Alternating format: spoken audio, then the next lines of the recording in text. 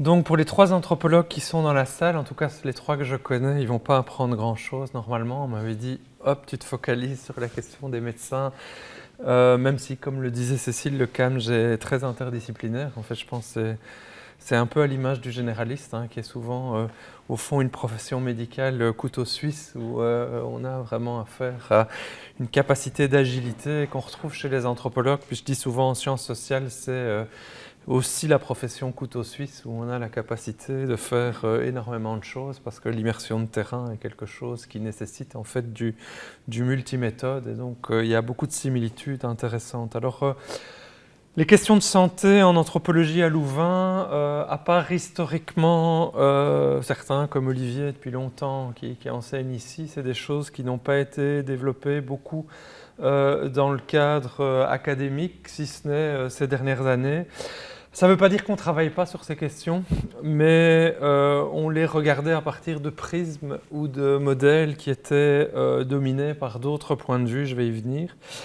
Donc j'ai intitulé mon exposé « Vision anthropologique au pluriel de la santé et de la médecine dans d'autres cultures ». Et je vais partir évidemment de quelque chose qui s'est passé, une petite provocation chez nos voisins d'en face. Hier à l'ULB, Didier Fassin, qui est un des grands anthropologues de la santé assez connu, qui a été formé par un anthropologue français encore très très connu en anthropologie, qui s'appelle Ballandier, a reçu le docteur honoris causa de l'Université libre de Bruxelles en 2021. Il avait déjà reçu celle de Liège. Et donc on a là un anthropologue de la santé qui est reconnu par 2 universités belges et qui a la caractéristique d'être à la fois anthropologue et médecin. Et donc ces travaux sont dans une veine qui est celle de ce qu'on appelle la question des inégalités en santé, la question des publics aussi, donc à travers une série d'ouvrages que vous voyez là.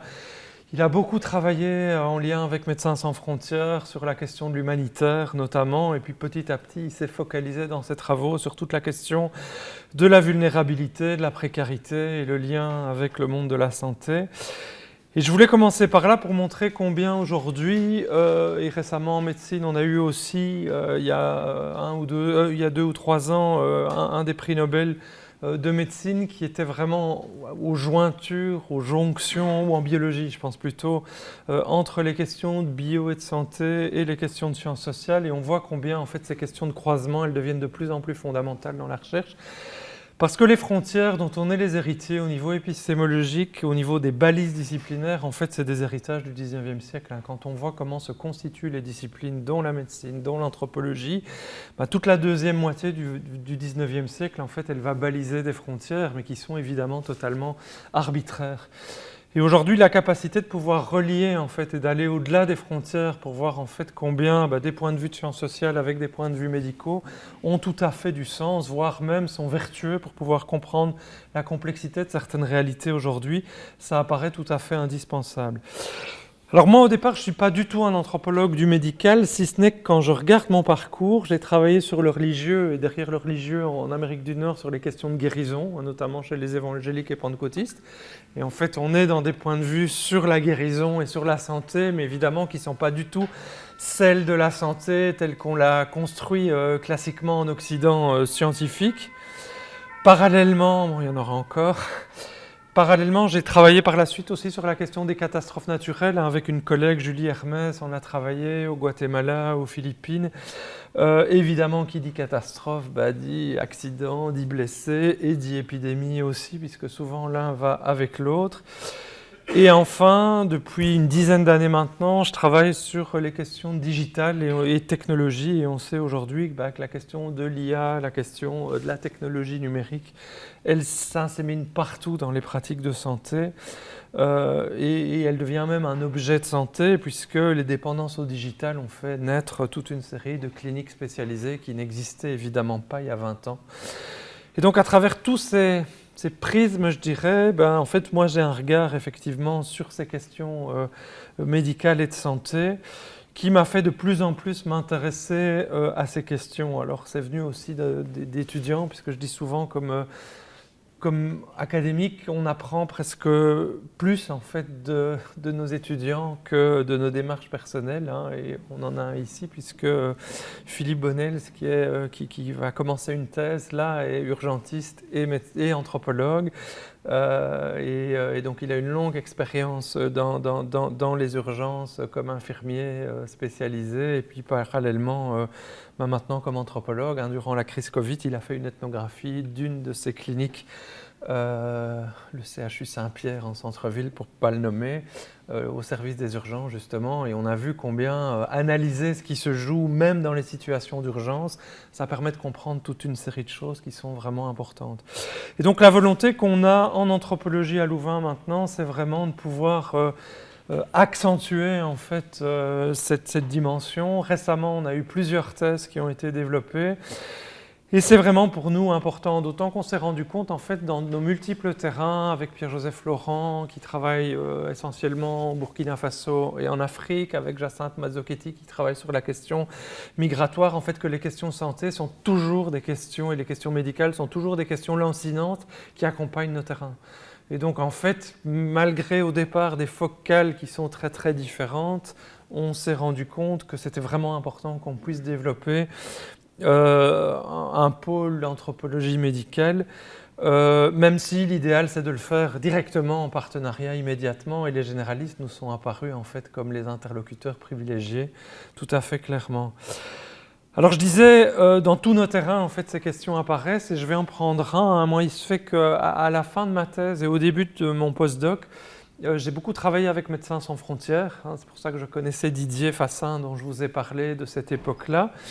Et à l'époque, les équipes MSF, qui étaient déjà des équipes très interdisciplinaires au sens où elles avaient des logisticiens, des techniciens, évidemment des personnels médicaux, médecins, infirmiers principalement, et puis des admins comme on les appelle là-bas. Mais la dimension culturelle était quasi inexistante. Pourtant, les problèmes se posaient, et parfois avec acuité. Et j'ai été confronté, et je commence par cet exemple pour vous montrer au fond qu'est-ce qu'une approche peut-être d'anthropologie médicale. J'ai été confronté à un cas en fait, qui m'a fait rencontrer les équipes de MSF. Hein. Donc, on est au début des années 2000 et une équipe de Médecins sans frontières intervient dans un pays d'Afrique centrale, le Congo pour ne pas le nommer. Crise épidémique aiguë, vous connaissez au moins de noms et sur certaines de ces dimensions Ebola. Les équipes arrivent très très rapidement dans une conception très occidentale de la médecine. Elles mettent les corps dans des sacs. On interdit que tout contact physique avec les corps aux populations locales qu'on rencontre. Et puis après quelques jours, les équipes en fait sont mises en difficulté. La population devient de plus en plus violente avec les équipes. Et il y a même des coups de feu, en fait, on leur tire dessus, et au bout de quelques jours, Médecins sans frontières décide de retirer ses équipes. Et ils ne comprennent pas en fait ce qui se passe. Ils arrivent pour sauver des vies, ils arrivent pour en tout cas essayer de contingenter une épidémie, et ils ont l'impression d'être accueillis comme s'ils étaient des agresseurs. Alors ils prennent contact avec des anthropologues dont je suis, hein. On se réunit assez vite avec des équipes pour essayer de comprendre avec les gens de terrain, focus group, analyse de ce qui se passe. Et en fait on se rend compte que dans cette société particulière où il y a eu les difficultés, en fait la transmission de l'esprit collectif et donc de la communauté, donc sa pérennité, on est dans des sociétés dites totémiques, des sociétés où au fond l'individu existe peu et le collectif est vraiment l'élément clé en fait de l'existence. Et on se rend compte à ce moment-là que en fait, le fait de transmettre cet esprit communautaire, ça se fait par une pratique qui évidemment pour nous, dans une logique épidémiologique, est très problématique, qui est le fait que un petit enfant doit embrasser le visage de son grand-père décédé ou de sa grand-mère décédée. Évidemment, on voit tout de suite le lien à la peau et le contact physique que ça nécessite, et c'est extrêmement problématique. Et donc le fait de mettre immédiatement tous ces cadavres dans des sacs, tous ces corps dans des sacs, ça entraîne une énorme violence de la part de la communauté qui se dit en fait on est en train de nous enlever nos ancêtres, on est en train de couper le lien possible avec cette transmission de l'esprit communautaire, et donc en fait c'est cataclysmique pour eux, c'est comme si on était en train de tuer progressivement la communauté. Alors ce qu'on a fait à l'époque, on a essayé de trouver une solution pragmatique, comme on fait souvent, hein, et donc on s'est rendu compte en creusant après sur les données culturelles de cette population que certains guérisseurs locaux avaient la capacité de transférer l'esprit d'un mort dans un objet. Et ça permettait alors d'embrasser l'objet. Et donc on trouvait dans une solution hybride, un métissage qui permettait à la fois de rencontrer la conception culturelle de la population et puis, je dirais, l'élément clé qui était de sauver des vies humaines dans notre conception à nous, hein, serment d'Hippocrate, etc. Et donc en fait l'anthropologue, il a servi de médiateur culturel dans cette conception contradictoire en fait d'une crise sanitaire.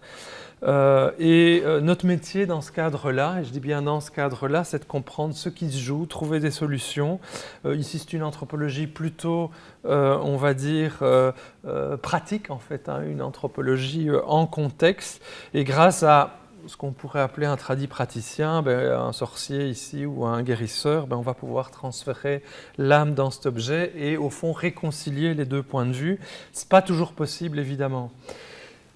Mais c'est à ce moment-là, pendant 4 ans, en fait, moi j'ai formé les équipes de Médecins sans frontières qui partaient sur tous les sièges européens sauf Paris, qui a toujours travaillé séparément, mais donc au Danemark, en Suède, en Italie, au Luxembourg, en Autriche et en Belgique notamment. Et c'était tout nouveau à l'époque. Et par la suite, hein, fin des années 2000, MSF s'est mis à dire mais en fait, ces formations, c'est très compliqué, c'est juste un week-end que j'avais à disposition pour sensibiliser. On va engager des anthropologues. Et aujourd'hui, dans la plupart des terrains un peu complexes, MSF engage des anthropologues pour accompagner les équipes. Donc il y a eu un cheminement qui s'est fait, mais c'est les 20 dernières années en fait. Hein. Auparavant, c'était beaucoup plus difficile. Alors si je reviens sur l'anthropologie médicale, et mes collègues corrigeront ou compléteront, je dirais que l'anthropologie de la santé et de la médecine, c'est vraiment devenu une branche de l'anthropologie sociale et culturelle, donc des sciences sociales importantes. Aux États-Unis, c'est 30% des diplômés. Et il faut savoir qu'en Amérique du Nord, on a des diplômes qui sont des diplômes de master en anthropologie et d'autres diplômes qui sont des masters en anthropologie médicale. Donc on a vraiment une filière qui s'est développée. Leurs traditions d'ailleurs scientifiques ont été un peu métissées par leur contact avec la médecine, puisqu'aujourd'hui, leur stratégie de publication, par exemple, s'apparente presque plus à la médecine qu'à l'anthropologie classique. Hein. Chez nous, le livre, par exemple, la monographie a un rôle clé.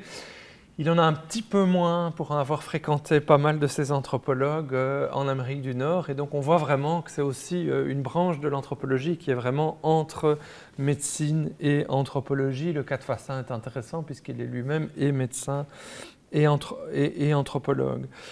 Alors, quand on regarde par contre historiquement, en fait cette sous-discipline ou cette discipline connexe, on va dire, elle s'est développée depuis longtemps dans de multiples veines avant de se structurer à partir des années 60 de manière plus affirmée et de s'accélérer dans les années 70 et 80 autour vraiment de protocoles de recherche adaptés au monde médical. Pas seulement d'ailleurs au monde hospitalier, puisqu'on sait ici qu'on a cette double dimension hein, avec les généralistes et puis avec les MAX notamment, et puis toute cette médecine hospitalière. On va retrouver les anthropologues des deux côtés, mais dès le départ quand même, on voit que la question de l'hôpital, elle se pose assez fortement. Et puis la question des terrains sud. Et donc on a deux matrices là qui font émerger cette anthropologie autour de la médecine. Alors j'ai essayé de me dire au fond, quand je vois, et je vous ai mis des publications qui illustrent ce que je vais dire tout à la fin, comment est-ce qu'on peut présenter au fond la diversité de cette anthropologie médicale ? Alors je me suis dit au fond, et évidemment c'est arbitraire, on pourrait me dire mais non il n'y en a pas 7, il y en a 6, il y en a 8, il y en a peu importe les chiffres. L'objectif c'est de montrer la diversité en fait, des pratiques en anthropologie médicale. L'anthropologie médicale ce n'est pas une manière de faire de l'anthropologie appliquée à la santé et à la médecine.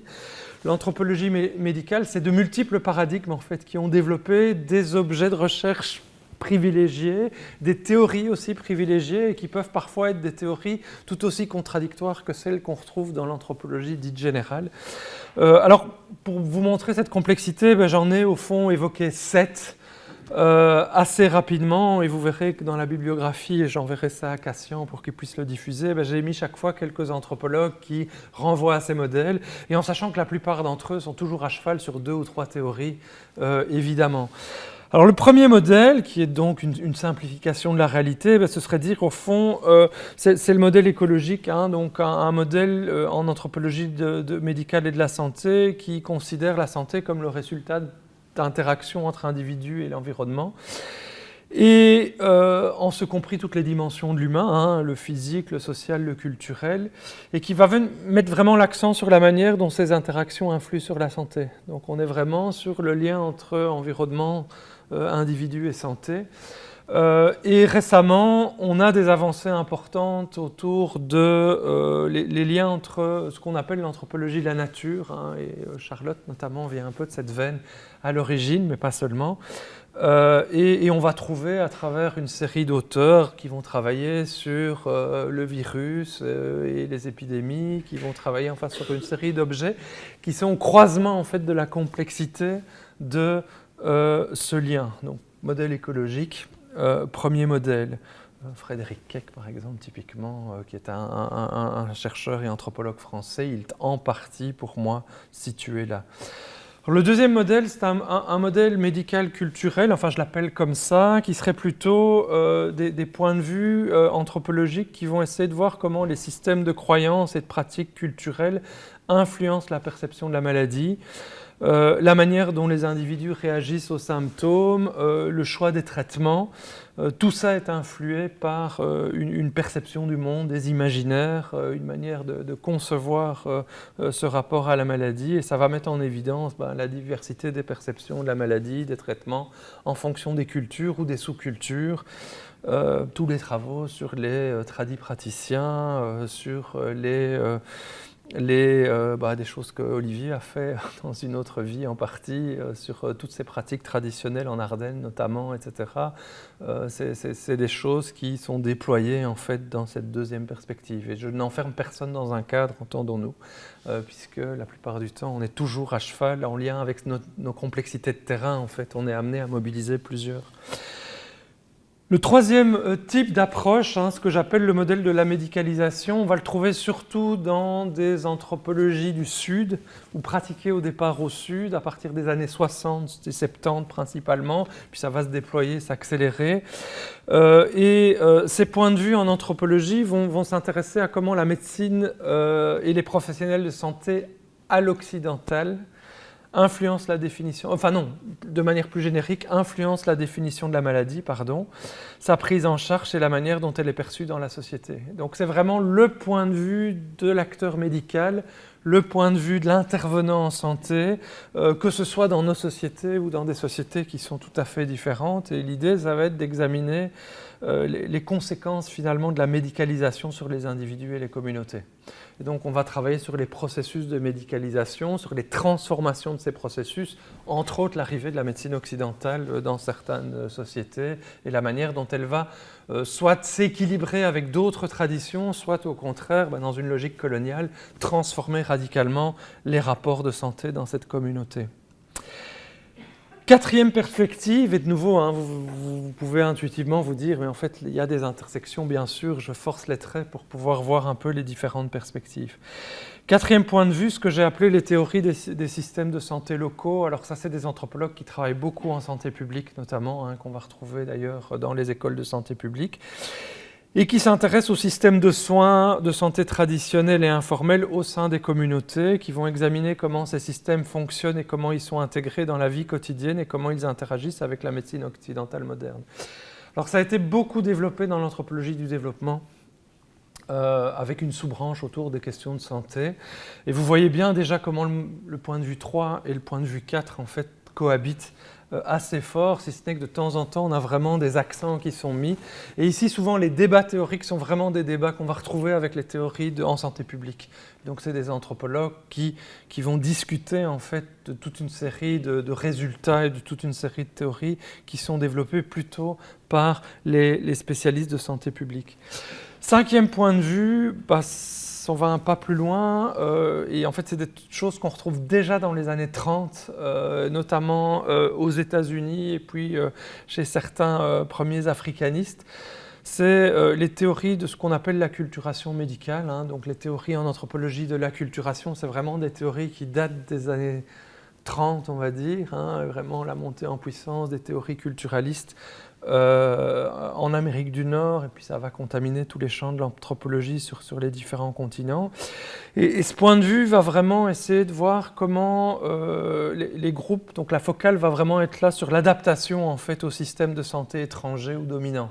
Et je dis bien au système de santé étranger ou dominant parce que derrière étranger, il y a la dimension des dispositifs de santé coloniaux, mais aussi intra-société non occidentale, comment un système de médecine chinoise va petit à petit s'imposer par exemple à des minorités et à des groupes voisins, connexes, dans un champ non occidental. Et l'idée, c'est vraiment de se focaliser sur les processus d'intégration, en fait, comment certaines pratiques vont être intégrées, vont cohabiter, comment deux systèmes vont pouvoir cohabiter, et comment parfois il va y avoir un rejet ou alors une disparition, en fait, de certaines pratiques de soins.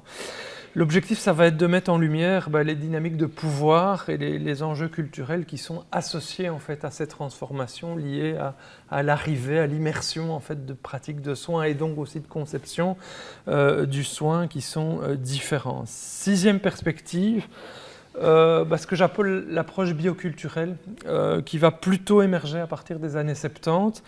L'approche bioculturelle, c'est vraiment une approche où on va essayer d'explorer en fait les interactions entre le biologique et le culturel et comment l'un et l'autre influencent la santé. Donc la focale va vraiment être sur la tension entre le biologique et le culturel, entre le génétique et l'épigénétique et les dimensions, on va dire, environnementales du biologique, mais environnement social en ce compris.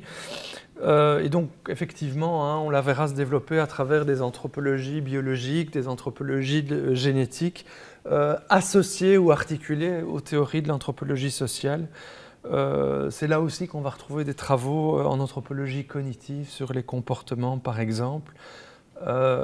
Enfin, dernier élément, et dont Didier Fassin notamment est clairement un des tenants, c'est la théorie de la reproduction sociale, qui vient de sociologues comme Pierre Bourdieu, par exemple, et qui essaye d'examiner en santé notamment la question des inégalités sociales et la question des déterminants sociaux de la santé, notamment la question des disparités, et qui sont des théories qui sont autant discutées en santé publique qu'elles ne sont discutées en sciences sociales, en sociologie ou en anthropologie. Voilà, et comme je l'ai dit, il y en a 8, il y a 9, on pourrait les réduire en intégrant, etc. L'objectif que j'ai ici, c'était vraiment de vous montrer la diversité en fait, des perspectives, ce qui permet de voir vraiment qu'on a un spectre extrêmement large de questionnements et de points de vue. Mais si on rassemble un peu au-delà de cette diversité de points de vue, le rôle de l'anthropologue, c'est vraiment, je pense, d'essayer de prendre de la hauteur en fait, par rapport à des pratiques de soins qui sont souvent immergés dans des contextes particuliers. Et donc notre métier, c'est de pouvoir s'immerger dans des réalités qui ne sont pas les nôtres, ça c'est le métier de l'anthropologue, de les observer en profondeur durant une longue durée, et à partir de là, alors de faire émerger des choses qui, par notre statut d'extérieur au groupe que nous étudions, épistémologiquement, ça nous donne en fait un regard qui n'est pas le regard du médecin, qui n'est pas le regard de l'infirmier, qui n'est pas le regard du personnel de soins de manière générique, qui n'est pas le regard du patient non plus, même si on peut être malade nous-mêmes et l'expérimenter évidemment de ce point de vue-là, mais de pouvoir avoir un point de vue en fait qui complète le point de vue de l'utilisateur ou du prestataire, pourrait-on dire, de soins, ou que soit le contexte de cette observation. Alors cette prise de hauteur, elle est importante parce que très souvent j'ai entendu des difficultés à identifier en fait les distinctions entre les différentes sciences sociales. Alors par exemple, quand on parle de déterminants psychoculturels de la perception médicale, qui est un sous-champ sur lequel on pourrait travailler, on a d'une part un point de vue très psychologique qu'on va retrouver à travers tout ce qui est la question des biais, et que vous connaissez au moins de nom, tout ce qu'on appelle aussi les pièges psychologiques, biais d'attention, de mémoire, de confirmation, effet de halo et autres, qu'on va retrouver en fait dans toutes les cultures évidemment, mais à partir de notre ancrage d'humain, et notre construction cognitive, j'en ai toute une série d'autres ici. Ça, ce n'est pas des choses sur lesquelles on va travailler. Je travaille avec mes collègues en psychologie sociale ou en psychologie cognitive ou en neurosciences éventuellement sur ces questions. Par contre, ce qui nous intéresse, nous, ça peut être d'autres types de biais. Le biais de l'anthropologue, c'est plutôt le biais qui est construit culturellement, qui va nous intéresser, ou socialement. Alors vous avez un exemple d'un humoriste belge qui a joué sur toutes les perceptions stéréotypées, et donc c'est politiquement très incorrect, même si c'est filmé, voilà,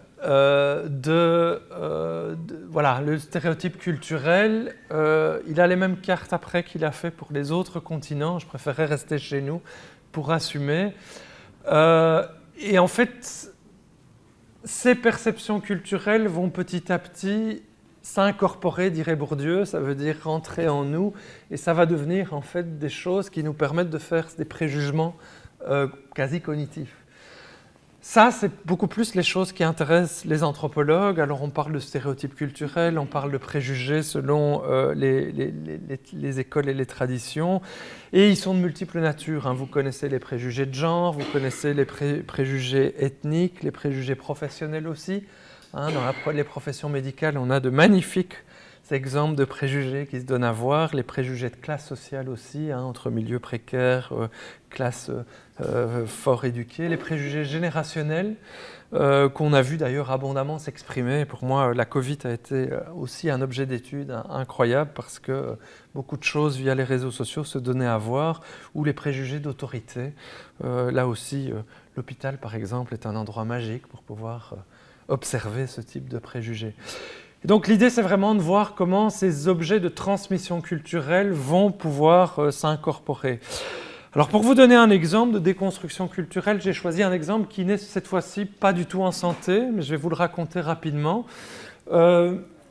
Historiquement, je dis souvent, l'anthropologue, c'est vraiment une de ses fonctions, c'est de déconstruire les imaginaires pour revenir aux réalités empiriques. Et donc, on partage avec les généralistes notamment cet ancrage dans des terrains. Il y a le terrain du cabinet de soins, il y a le terrain de l'anthropologue. Ces cabinets, ce sont des lieux, ou ces terrains, ce sont des lieux en fait, d'observation du réel.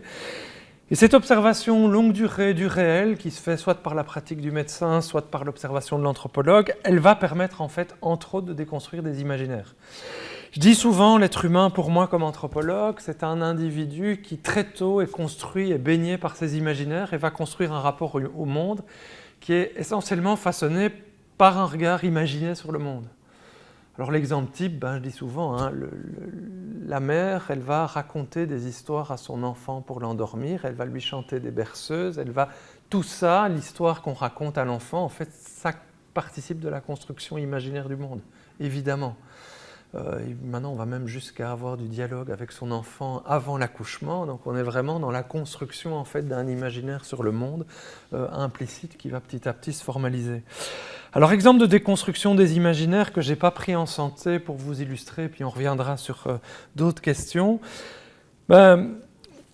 Dans le courant des années 60, la domination en fait en partie en anthropologie économique, c'est d'une part soit l'école libérale qui va émerger dans les années 60, soit, et qui a déjà des antérieurs, soit l'école marxiste. Et dans l'école marxiste, le point de vue de Marx sur les sociétés humaines, c'est que les sociétés de chasseurs-cueilleurs, les sociétés anciennes, c'était des sociétés de la précarité. C'était des sociétés où les gens mouraient de faim, où il fallait qu'ils recherchent péniblement leur nourriture. Et donc, au fond, on était dans des sociétés où on n'arrivait pas à produire suffisamment. Et donc, il parlait de société de la misère, c'est le terme qu'il a utilisé dans ses écrits. La production donc, de biens pour pouvoir survivre, elle est première dans toute société. Et à partir de là, à partir du moment où on va pouvoir produire pour pouvoir se nourrir, alors vont s'instituer des rapports de hiérarchie et de domination, et notamment la fameuse domination marxiste de dire les capitalistes qui possèdent les outils de production vont exploiter des pauvres ouvriers qui vont travailler pour eux et les enrichir en partie. Mais en amont de cela, Marx dit il faut d'abord que les sociétés puissent produire, et c'est tout un enjeu majeur, sinon on est dans une économie de la misère. Son point de vue sur les sociétés on va dire, pré-production, c'est un point de vue extrêmement connoté sur des sociétés qui sont en lutte en fait pour leur vie ou pour leur survie. On a un anthropologue de l'école de Chicago, il s'appelle Marshall Salins, vous avez son livre là, il va travailler sur des populations de chasseurs-cueilleurs d'Afrique du Sud, on est pas loin du désert du Kalahari. Et dans ses travaux, Marshall Salins en fait va complètement démonter l'imaginaire du philosophe Karl Marx. En fait, il va se rendre compte que chez les Kung, alors depuis lors, lui-même a été critiqué parce que, évidemment, toutes les disciplines évoluent par déconstruction des théories à partir du terrain, à partir des données. Mais Salins, en fait, va se rendre compte que, contrairement à ce qu'on pense, mais en fait, ces chasseurs-cueilleurs, dit-il, travaillent que quelques heures par jour pour se nourrir. Et le reste du temps, en fait, ils profitent de la vie. Ça veut dire qu'ils font plein de choses. Tout ce qu'on fait en espérant profiter de la vie à notre pension, eux, ils le font tous les jours parce qu'en fait, il ne faut pas du tout, dans ces sociétés-là, lutter longtemps pour survivre. Alors les spécialistes des Inuits dans le Grand Nord diraient, à mon avis, pas du tout la même chose parce qu'on est dans un environnement relativement favorable au niveau des ressources, je dirais. Mais c'est à partir d'une immersion longue durée de terrain dans cette population de chasseurs-cueilleurs sud-africains qu'en fait il va déconstruire la théorie. Ça typiquement c'est des travaux qui sont menés par les anthropologues. L'objectif c'est pas comme les philosophes et comme on est dans un moment à l'origine philosophique, l'objectif de l'anthropologue c'est vraiment de partir du terrain, de ce que le terrain du social nous donne à voir. Et à partir d'une immersion longue durée, de pouvoir vraiment développer les choses. Alors on a eu un objet d'étude intéressant, j'ai pris l'affiche d'un film et vous voyez évidemment ce qui se donne à voir. Ça c'était la première idée. La deuxième idée, la pandémie était vraiment intéressante sur ces biais culturels qui sont les nôtres, parce qu'elle a révélé toute une série de mécanismes en fait. On sait très bien que dans les contextes de crise, et moi j'ai travaillé un peu sur ces questions de catastrophe, dans les contextes de crise, les sociétés ont tendance à faire ressortir en fait toute une série de clivages qui les traversent et qui sont des clivages fondamentaux mais qui ressortent de manière extrêmement visible durant ces périodes de stress en fait sociétal. Alors on a eu ce stress sociétal on a fini les mesures il y a presque 1 an maintenant.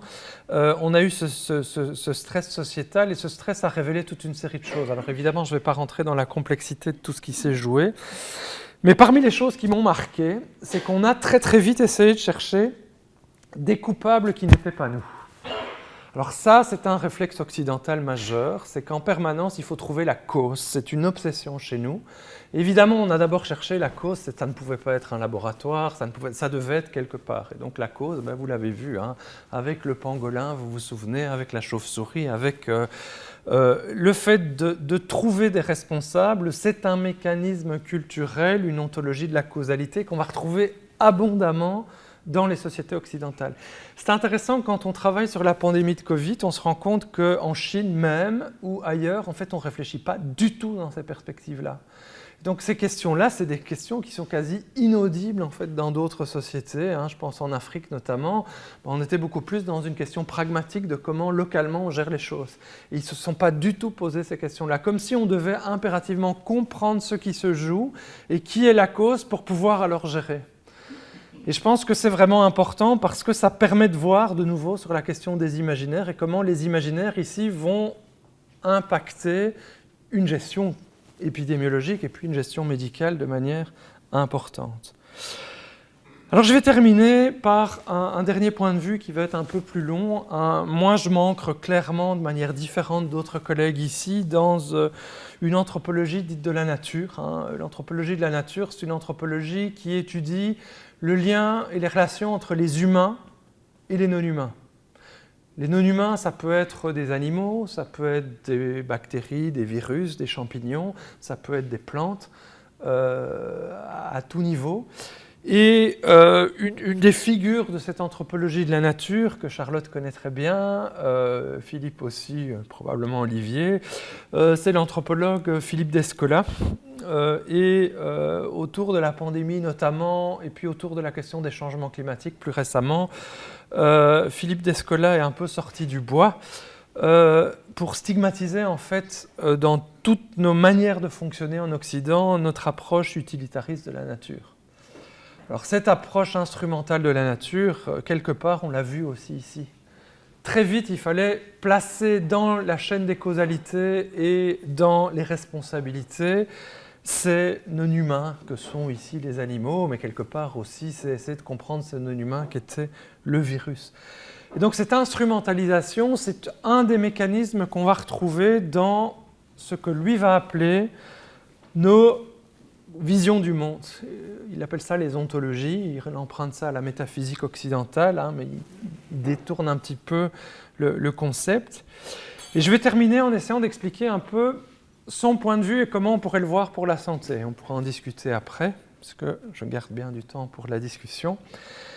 Alors Philippe Descola, à l'origine, il travaille en Amazonie, aux frontières du Pérou, du Brésil et de l'Équateur, des populations qu'on appelle les Achuar, qui sont des populations, un sous-type des populations Jivaro. Vous connaissez au moins les Jivaro de vos imaginaires, puisque dans plusieurs livres de Tintin, on a un moment ces fameux réducteurs de tête. Les Jivaro, une partie d'entre eux, plutôt les Chouars d'ailleurs que les Achuar, sont ces populations-là. Donc on les a dans nos imaginaires, évidemment. La réalité entre Hergé, par exemple, et le réel est bien différente. Et Philippe Descola va essayer, dans un premier temps, à partir d'une ethnographie assez pointue, de réfléchir en fait à cette question du rapport des humains à l'environnement.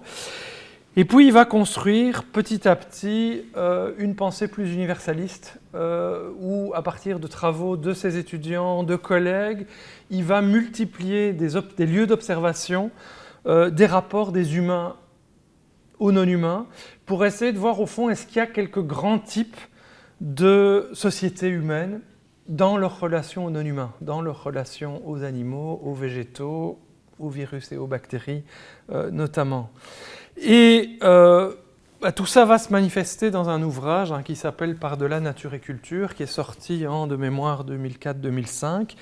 Et dans cet ouvrage, évidemment, on pourra débattre abondamment, il va essayer de penser un nouvel universalisme des relations des humains aux non-humains. Alors c'est évidemment important parce que le métier de médecin, c'est gérer des humains et des non-humains. Quand on a une grippe, on a un non-humain en nous qui fait une série de choses.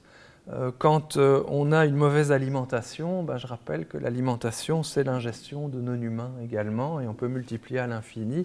Le médecin est aussi quelqu'un qui gère en fait cette relation entre des humains et des non-humains, dont les non-humains en nous. Je rappelle que tout ce qui nous permet de digérer, évidemment, ce sont aussi un composite de non-humains dans notre appareil digestif. Et donc, en fait, penser cette relation, ça a un regard qui me semble tout à fait pertinent pour les humains.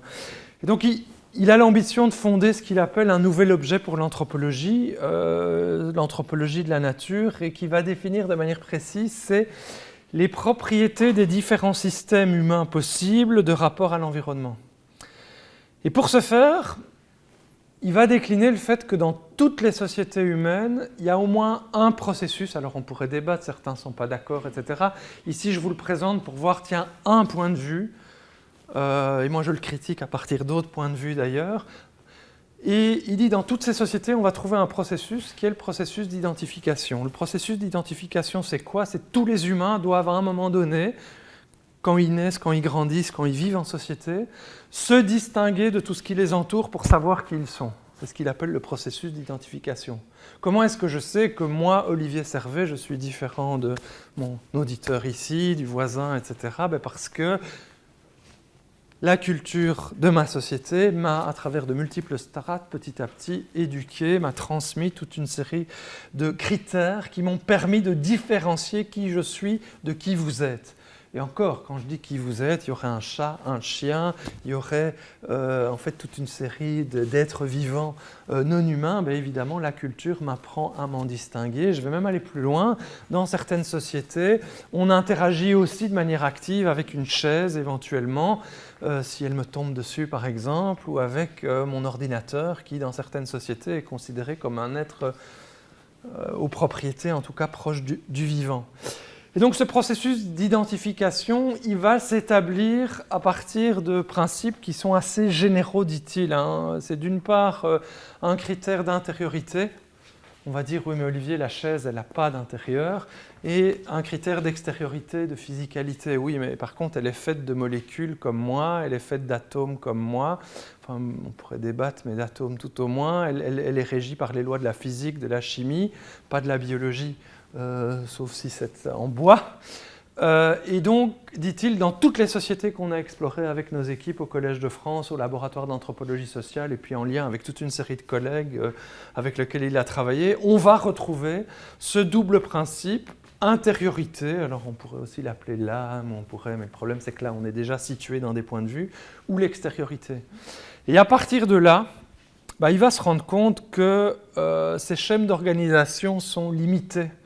Et vont donner un tableau qui est le tableau peut-être le plus connu et sur lequel je vais broder par la suite, de 4 ontologies de base, et en sachant qu'en fait ces sociétés n'existent pas, au sens où nous avons probablement dans la salle au moins des comportements liés à ces 3 ontologies-là. Alors je vais vous les illustrer rapidement, et puis je vais venir aux conséquences pour la santé, et on pourra ouvrir la discussion. Alors dans son travail, Descola qui travaille sur ces... Quand on regarde son livre, c'est sur des centaines de sociétés. Il va d'abord penser les choses à partir de sa société Achuar. Et dans sa société Achuar, il se rend compte en fait que la manière dont les femmes qui sont au champ traitent les plantes, notamment en leur chantant des chansons qu'elles chantent d'eux-mêmes à leurs enfants avant de les endormir pour les faire grandir, sont les mêmes chants. Et à un moment, il se dit, tiens, et pourquoi en fait on chante les mêmes chansons? Est-ce que ça a du sens? Et en effet, les femmes disent, mais oui, ces plantes, pour grandir, il faut les apaiser, on leur chante des chansons, etc. Et puis il se rend compte par dialogue successif qu'en fait, la conception même du végétal dans ces potagers, c'est que ce sont des êtres vivants, des êtres avec lesquels on interagit, qui font partie de la sociabilité du proche. Le fourmilier qui passe, le pangolin, le jaguar, sont des êtres qui ont une intériorité comme l'humain. Et donc dans ces sociétés-là, l'intériorité est de même nature pour tous les êtres vivants. Ça veut dire quoi? Ça veut dire que dans cette société-là, l'être humain n'est pas unique. L'être humain n'est pas unique. Tous les vivants sont apparentés à l'humain par leur qualité d'intériorité. Donc ils vivent tous de la souffrance, ils vivent tous de la solitude morale, ils vivent tous ces sentiments qui nous habitent. La différence, c'est que leur corps, par contre, est radicalement différent. Le corps d'une plante n'est pas le corps d'un humain, n'est pas le corps d'un jaguar, et ce corps, il permet de faire des choses, évidemment, que ne permettent pas de faire d'autres corps. Et donc nos corps nous donnent des caractéristiques. On sait gutturaliser, par exemple, ce que la plante ne sait pas faire. Par contre, elle a d'autres modes de communication. Et donc c'est le corps qui limite. Et donc l'extériorité, elle est de nature foncièrement différente, là où par contre l'intériorité est de même nature. Alors imaginez, si vous vous dites, la plante, si je la coupe, elle souffre. Aujourd'hui, les biologistes commencent à se dire d'ailleurs, dans les avancées récentes, que en fait, les hachoirs qui vivaient depuis très très longtemps avec ces plantes, en fait, aujourd'hui, on se rend compte qu'il y a une part de raison. En fait, aujourd'hui, on a 2-3 articles qui sont sortis ces 5 dernières années sur la souffrance des plantes, sur la manière d'exprimer cette souffrance, mais aussi, par exemple, sur les processus de solidarité entre plantes, etc. Alors, le modèle inverse, c'est nous, les naturalistes. Les naturalistes, comme ils les appellent, c'est un modèle d'objectivation du réel où l'intériorité est différente, les humains sont tout en haut. Et d'ailleurs, on a peur d'être détrôné un jour par un truc qui s'appelle l'IA. L'IA, ça ce serait au fond une nouvelle forme d'intériorité qui serait supérieure à la nôtre. Et donc là, être détrôné de cela, c'est l'angoisse totale.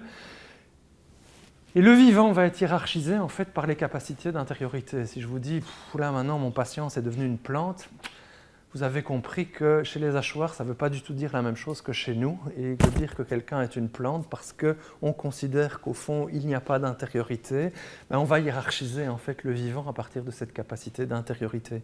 L'humain étant l'apogée de la création, en tout cas perçu ou vu de ce point de vue, ou en tout cas de l'évolution. Et donc, à l'inverse, l'extériorité est de même nature. une plante, elle est faite, elle est soumise aux lois de la physique, de la chimie, de la biologie. Elle est constituée comme nous, alors pas tout à fait de la même manière, parce qu'évidemment c'est du végétal, mais de molécules, d'atomes, etc. Mais ces lois-là s'appliquent à tous. Et donc le corps intrinsèquement, il est différent dans sa forme, mais il est de même nature. Et donc on va soigner une plante avec des procédés de soins phytopathologiques comme on va soigner un humain, juste que les types de soins seront différents parce que la nature du corps est un tout petit peu différente, mais la nature intrinsèque et la manière de le soigner va être la même. On a deux autres sociétés dont on parle moins parce qu'elles sont plus éloignées des nôtres. La société analogique, et dans une société analogique, et moi qui travaille pas mal maintenant à Taïwan notamment, on retrouve fortement ce mode de conception du monde. C'est une société où tout est atomisé et où on considère que chaque corps est propre et chaque intériorité est différente. Et l'objectif, ça va être quoi? Ça va être d'essayer de savoir qui est cette personne-là. Et aujourd'hui, on se rend bien compte que dans des sociétés hyper individualistes, on a tendance à glisser des sociétés naturalistes aux sociétés analogiques. Dans une société analogique, le patient va vous dire « Ah non, mais moi, l'aspirine sur moi, ça ne marche pas. Je suis différent, il y a des choses spécifiques pour moi. » Et de même, son intériorité, il a eu un trauma spécifique qui fait que sur certaines choses, il réagit complètement différemment, etc. Et donc l'analogisme, c'est une société où on ne peut faire du lien entre ceux qui composent cette société, ou même le vivant, que par des analogies. Analogiquement, ils ont un corps proche, ou analogiquement, ils ont eu une expérience intérieure proche. Mais au fond des choses, l'analogisme, c'est des intériorités et des extériorités totalement différentes. Le dernier modèle, c'est le plus éloigné du nôtre, ça a été aussi le plus débattu dans le champ anthropologique, c'est ce qu'on appelle le totémisme. Je vais essayer de simplifier pour expliquer évidemment, parce que les choses sont beaucoup plus complexes, mais globalement, c'est quoi? C'est un monde où il n'existe pas d'individualité. Le modèle qu'il prend principalement, c'est le modèle des aborigènes d'Australie, où le rêve fait partie de la réalité, et par le rêve, la collectivité transmet une série d'idées, une série d'injonctions, une série de réalités. En fait, le rêve fait partie de la réalité, et c'est le vécu collectif en fait qui s'exprime. Alors, si je devais l'appliquer à nos pensées, je dirais qu'au fond, un totémiste, c'est quelqu'un qui considère qu'un individu n'est que le produit de tous les collectifs auxquels il appartient. Et donc il n'a pas d'individualité en tant que tel. Il ne fait partie au fond que de cette somme de ces collectifs. Et quand on n'a qu'un collectif comme on l'a dans certaines sociétés, c'est ce collectif qui détermine qui nous sommes dans sa globalité. Alors ce qui est intéressant, et ça Philippe, ça a été des discussions qu'on a eues avec lui, avec Frédéric Keck ou avec d'autres, c'est au fond quand on prend ces ontologies, qu'on peut critiquer, qu'on peut déconstruire, mais c'est une usine à penser, ça permet de comprendre en fait pourquoi, moi qui ai travaillé sur des animistes, qui ai travaillé maintenant aussi en technologie sur des naturalistes, en fait, la façon de soigner, évidemment, va être radicalement différente, et vous le comprenez, évidemment, c'est évident. Dans un modèle animiste, c'était ici en bas, c'est intéressant de voir qu'on a souvent de multiples spécialistes de l'intériorité. À partir du moment où l'intériorité est de même nature, où tout être a un vécu intérieur fort, on va construire plein de spécialistes de l'intérieur. Chez nous, c'est très limité. On a le psychiatre ou le psychologue ou quelques psychopèdes. Ça reste très limité. Dans certaines sociétés animistes, on va trouver, chez les Ojibwa, chez qui j'ai travaillé au Canada, on a jusqu'à une quinzaine de spécialistes de l'esprit, en fait, par exemple.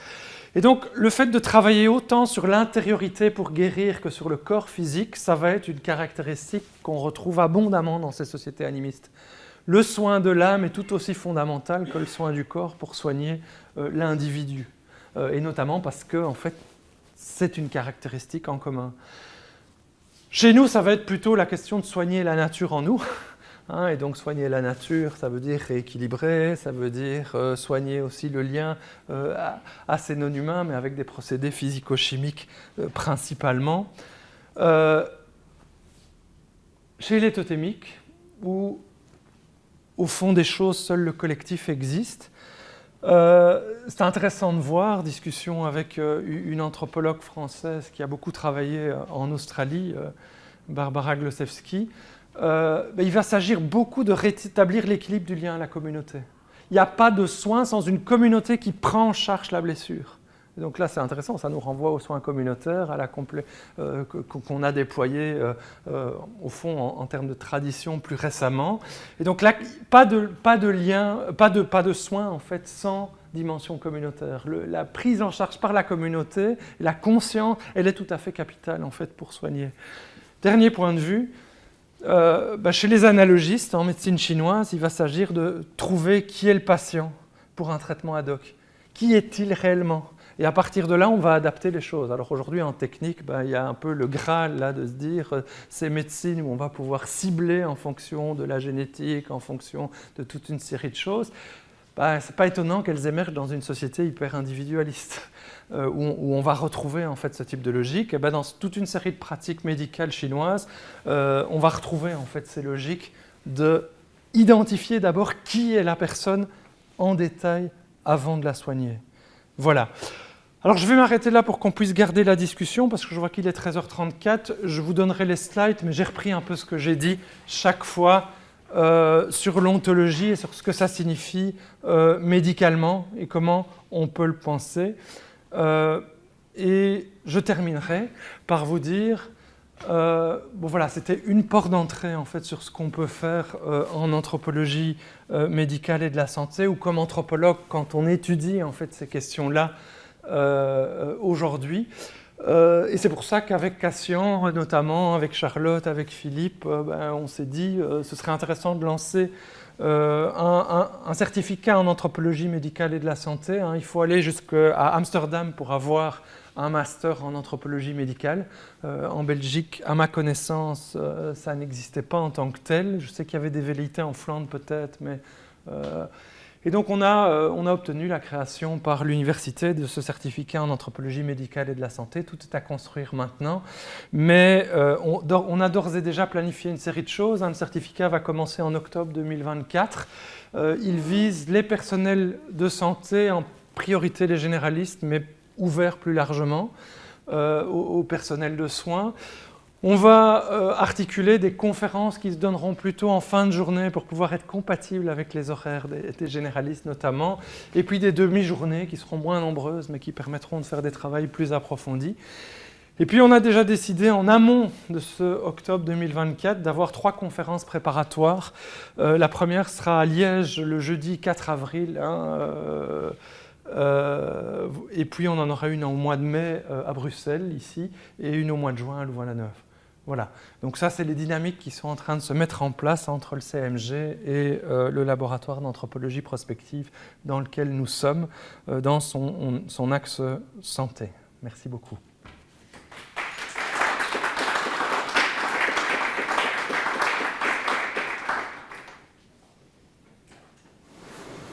Ouais. J'avais une petite question.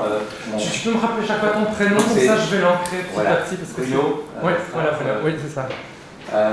Merci beaucoup pour l'exposé. Comme tu es parti aux Philippines, moi je suis parti aux Philippines aussi pendant 2 ans et j'y retourne régulièrement. J'ai été frappé par la dimension de mondialisation qu'on trouve là-bas et où finalement je me dis, mais tiens, on est à la fois sur un modèle assez naturaliste avec un apport de la société occidentale et à la fois quelque chose de l'ordre de l'animisme. Et donc j'ai soigné là-bas des patients, donc on avait des patients qui venaient avec des petites têtes à différents endroits du corps et qui en même temps venaient consommer la bonne chimie occidentale, entre guillemets. Voilà. Est-ce que finalement ces modèles, est-ce qu'ils existent encore en tant que tels, ou bien est-ce qu'on a un patchwork de tout ça? Je vois qui a un chat ici. Qui, dans ceux qui ont un chat ou un chien, levez un peu la main. Qui ne parle jamais à son chat ou son chien? Quand je fais ça à mes étudiants, les 3/4 disent je parle à mon chien, un comportement animiste en fait. Et donc, typiquement, et donc en fait on a toujours, enfin moi je pense que ces modèles ils doivent juste aider à essayer de penser la complexité du monde, mais globalement on a tout le temps des comportements qui peuvent rejaillir de plusieurs de ces perspectives, inévitablement. Et donc, alors après, toutes pas.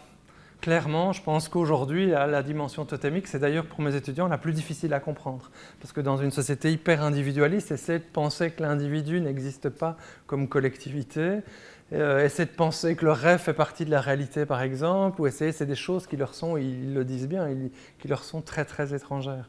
Mais en effet, des sociétés qui sont des modèles purs, il y en a, mais elles sont de loin pas majoritaires. Et alors je crois qu'il ne faut pas non plus tomber dans le biais de croire que la mondialisation est la première mondialisation en fait.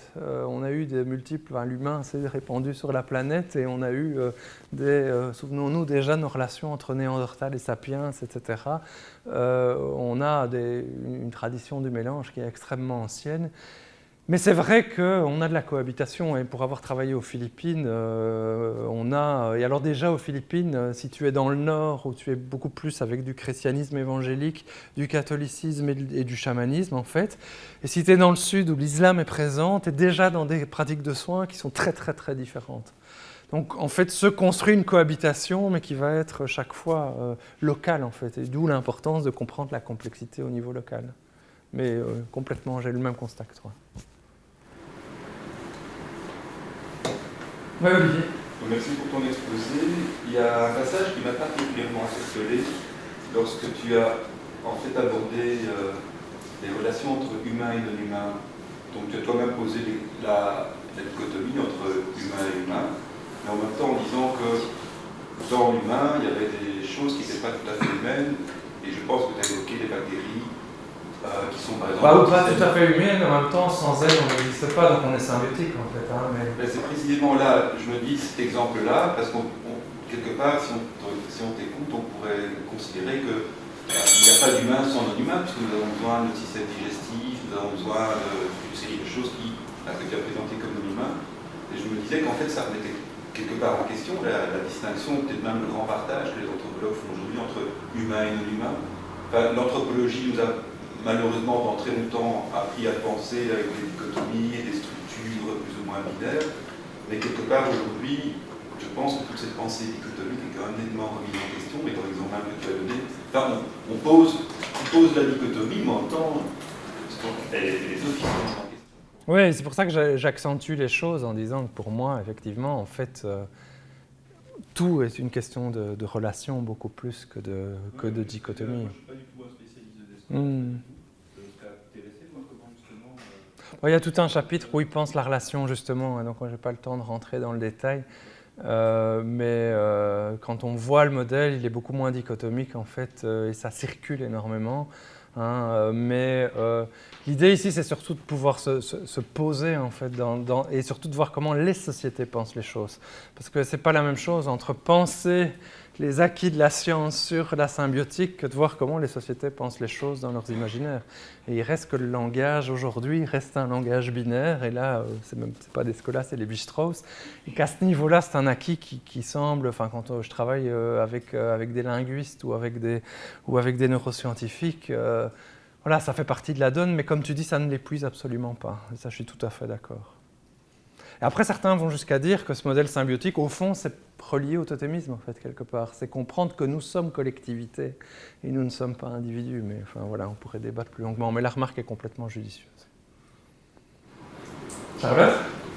Mais c'est pour rebondir là-dessus, c'est pour ça que c'est intéressant comme modèle pour nous aider à penser, c'est des outils pour penser. Mais effectivement, ça ne correspond jamais exactement à une réalité. Et c'est pour ça que Descola était en grand débat amical avec Bruno Latour. C'est que Bruno Latour, c'est un philosophe et anthropologue français qui dit « Nous n'avons jamais été modernes ». Sous-entendu, nous n'avons jamais été naturalistes, en fait. On n'a jamais... ça reste une espèce d'horizon à penser.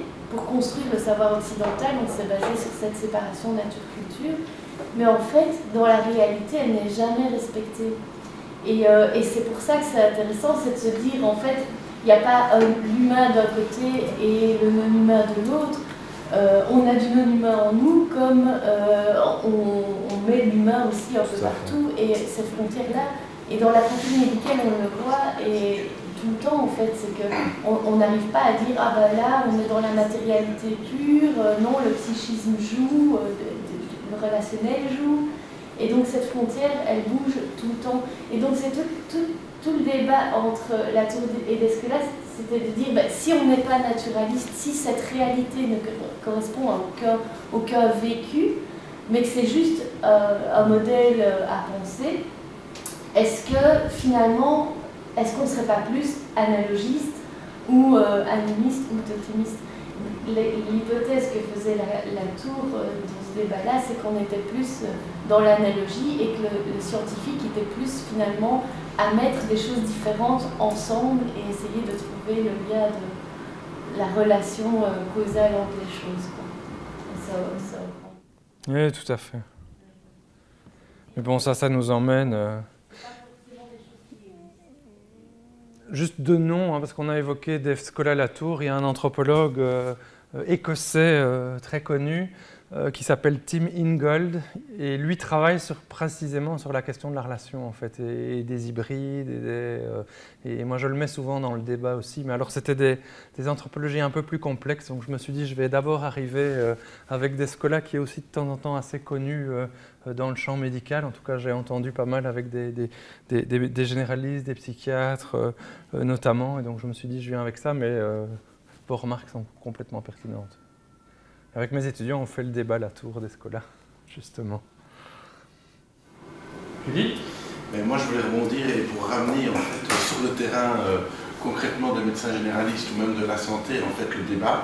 Et en fait, je me pose la question des théories, les 7 théories que tu développes, mais aussi la théorie des Scola. En fait, en quoi, dans les pratiques quotidiennes, dans le journalier, dans le contact avec le patient, dans le contact avec le système de santé, dans l'organisation qui a changé, en fait, qu'est-ce qu'ils nous apprennent et comment, en fait, on peut la mettre en pratique, en fait, dans notre quotidien.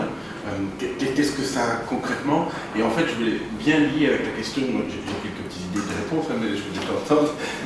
Et en fait, je voulais aussi bien faire le lien avec la coopération, parce que coopération, collaboration, parce qu'on voit bien que la complexité des patients dans la chronicisation et dans la complexité des pathologies en fait, qui se multiplient, en fait ça devient difficile à avoir un suivi, et donc on doit travailler avec de plus en plus de monde, dans un monde européen de plus en plus présent ici sur Bruxelles, donc en fait on a de plus en plus de monde qui viennent partout, et donc on voit les enjeux de complexité en fait, qui se multiplient quand on rentre dans les questions sociales, culturelles et autres, et donc voilà, quelles étaient un peu les pistes prospectives par rapport aux théories qui sont déjà là, qui pourraient, vers quoi d'autre, qu'est-ce qu'on aurait besoin d'aller chercher, d'aller voir, d'aller réfléchir. Moi, je pense que l'anthropologie, c'est pas d'abord une théorie. L'anthropologie, c'est d'abord du terrain, en fait. Et c'est faire émerger une théorie ne tient pas, en fait, si l'empirie ne tient pas derrière. Quand on parlait du corps symbiotique, en fait, c'est une empirie qui montre combien la théorie a ses limites et est limitée. Et je pense qu'il faut surtout retourner à ça. Moi, je me souviens très bien, quand j'ai lu ton ouvrage, ton texte sur la crise Covid aux urgences à Saint-Pierre, très vite, il y a un débat qui s'instaure parce qu'on se rend compte qu'en dehors des personnes âgées, où là on sait qu'il y a des comorbidités claires, quoi, on avait notamment beaucoup de populations plutôt d'origine, on va dire, subsaharienne qui arrivent, et s'est posé la question génétique, la question pratique culturelle. Et tout de suite, on est dans la crise, donc on n'a pas le temps de creuser. Mais aujourd'hui, il y a ce débat, en fait, et la dimension culturelle des pratiques, elle est pour moi fondamentale dans toutes les pratiques médicales aujourd'hui. Et pas seulement à Bruxelles. Hein.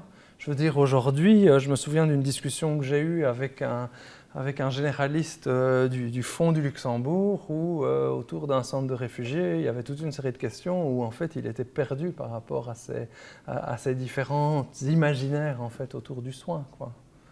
Donc voilà, pour moi, ça c'est vraiment l'apport en fait, de l'observation et du regard immergé longue durée et de la capacité à partir de là en fait, à analyser les choses. Je pense que c'est vraiment cet élément-là. Et là, je vois vraiment des... Alors Charlotte me disait en amont, parce que je voyais épistémologiquement des convergences sur ce rapport au terrain, puis elle m'a dit non, mais c'est quand même très différent. Mais c'est en fait le dialogue en fait me semble tout à fait fondamental entre les deux disciplines. Oui. Moi, c'est vrai que quand je voulais juste demander, parce que je rebondis là-dessus, et je trouve ça super intéressant, mais je me dis, est-ce que c'est bien d'avoir un certificat en anthropologie médicale, mais c'est une formation que tous les médecins actuellement en Belgique, je pense, devraient avoir du moins en partie, enfin au moins ouvrir un peu leur esprit et certaines pistes, parce qu'on est tous confrontés maintenant dans notre boulot à des populations qui viennent de partout. On commence par ça, mais c'est le but. Hein. On en a discuté avec la doyenne, et voilà. Et là, on sent que ça commence à cheminer, parce qu'en fait, effectivement, les retours du terrain médical, de dire, en fait, sur plein de choses, nous, on est...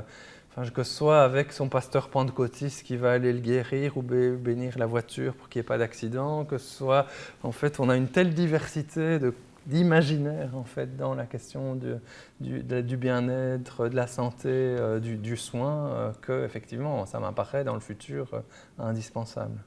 Et l'autre petite chose, c'est que nous qui sommes sur le terrain et on apprend sur le tas, comme on dit, et on sent plein de choses.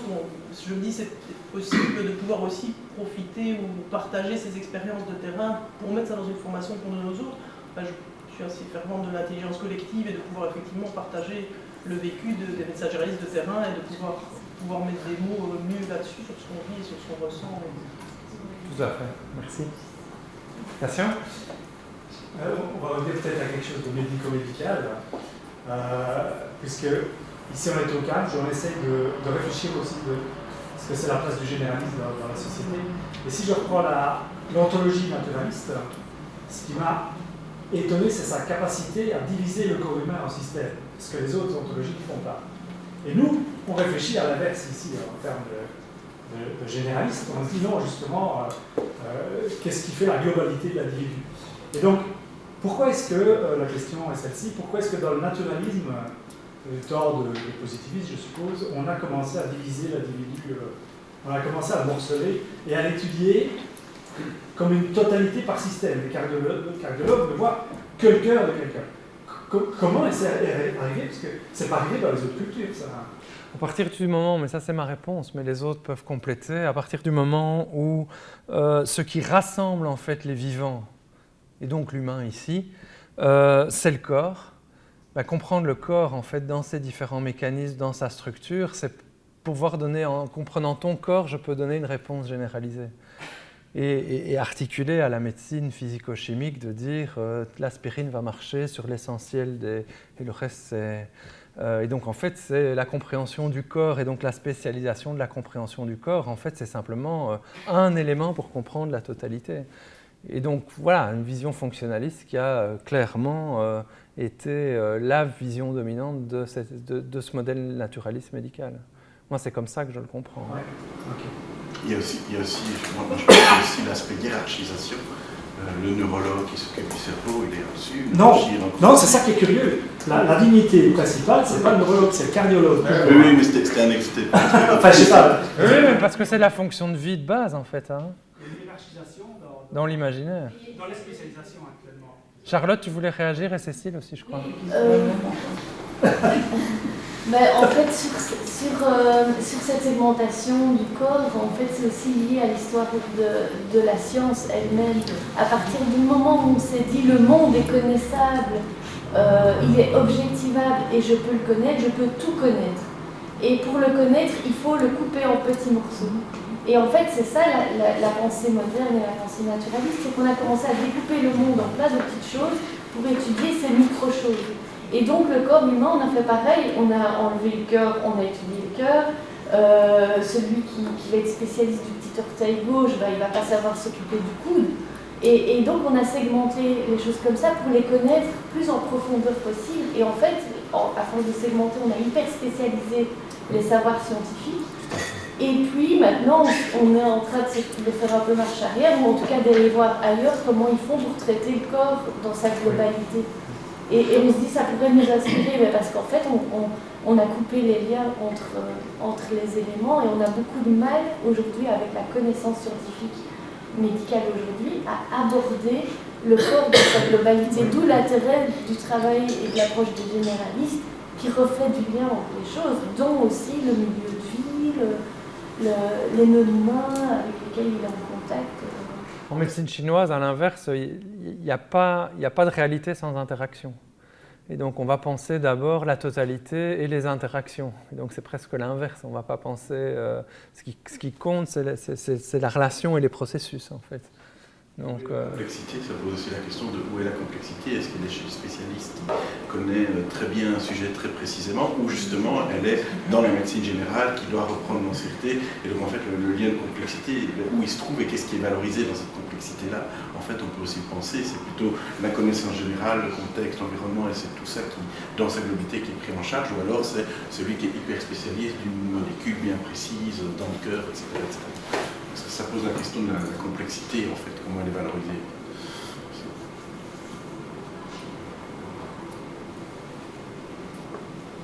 Une question, réaction, commentaire. Enfin, pour revenir, on a eu un spécialiste de la complexité qui est venu ici, un Australien, il y a quelques temps.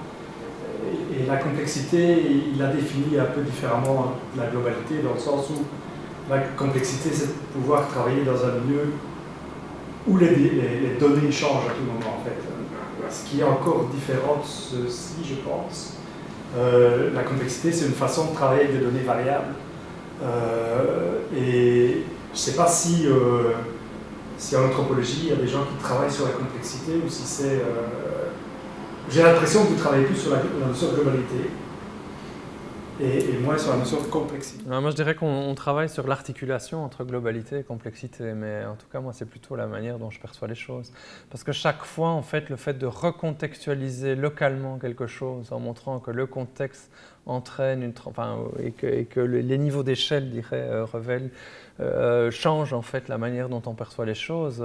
L'importance du local, comme on l'appelle dans la discipline, c'est tout à fait fondamental.